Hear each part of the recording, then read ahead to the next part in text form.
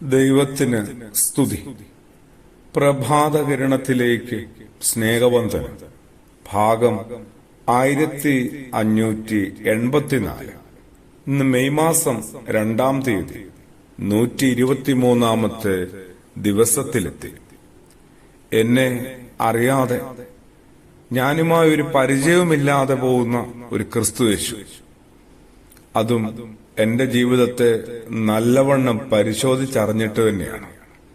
വിശുദ്ധനായ മത്തായി ശ്ലീഹായുടെ സുവിശേഷം 7-ാം അധ്യായം അതിന്റെ 23-ലേക്ക് എത്തുമ്പോൾ അങ്ങനെ ഒരു യേശുവിനെയും അപ്പുറത്ത് നിൽക്കുന്ന എന്നെയും കാണുന്നുണ്ട്.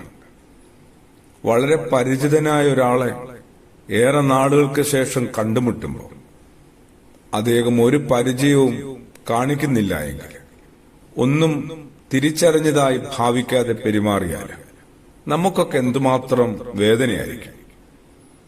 എന്തുകൊണ്ടാവാം അദ്ദേഹം നമ്മളെ മനസ്സിലാക്കാതെ പോയത്?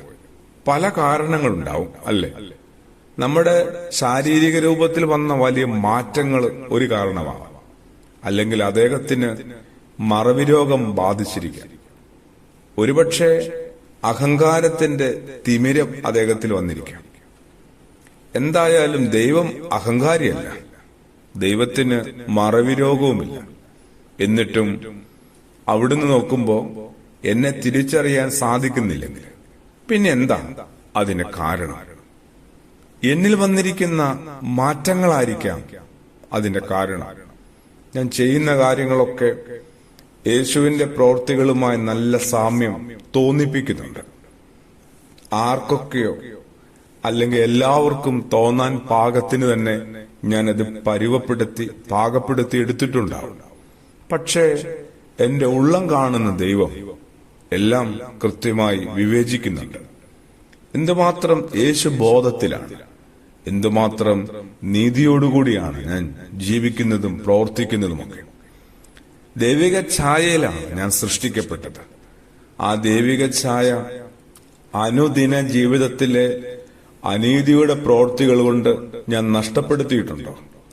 പുറമേ ഞാൻ ഒരുപാട് ക്രിസ്തീയ ധർമ്മങ്ങൾ നിർവഹിക്കുന്നുണ്ടാവും, സൽക്കർമ്മങ്ങൾ ചെയ്യുന്നുണ്ടാവും.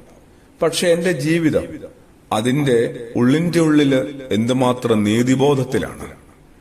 അങ്ങനെ ഞാൻ അറിഞ്ഞും അറിയാതെയും ചെയ്യുന്ന അനുദിന ജീവിതത്തിലെ അനീതി നിറഞ്ഞ കർമ്മങ്ങൾ വഴി എനിക്ക് ലഭിച്ച ദൈവിക ഛായ ഓരോ ദിനവും നഷ്ടപ്പെടുന്നുവെങ്കിൽ പിന്നെ എങ്ങനെയാണ് ദൈവത്തിന് എന്നെ കണ്ടാല് തിരിച്ചറിയാനായിട്ട് സാധിക്കുക? നമ്മുടെ തിരിച്ചറിയ രേഖ അശ്രദ്ധ കൊണ്ട് നമ്മൾ തന്നെ നഷ്ടപ്പെടുത്തിയതാണ് ഇതിലെ കാരണം. ദൈവം ഓരോ വ്യക്തിയിലും പതിപ്പിച്ചിരിക്കുന്ന മുദ്രയെ നശിപ്പിച്ചു, കളങ്കപ്പെടുത്തി. പിന്നെങ്ങനെയാണ് ദൈവത്തിന് തിരിച്ചറിയാനായിട്ട് സാധിക്കുക? അതുകൊണ്ട് തന്നെ ദൈവിക സ്വഭാവത്തില്, സ്വരൂപത്തില് നിലനിൽക്കാൻ പാകത്തിന് ജീവിതത്തെ ശരിക്കും ക്രമപ്പെടുത്തിയേ മതിയാവും. പ്രാർത്ഥനയോടുകൂടി ആമേൻ.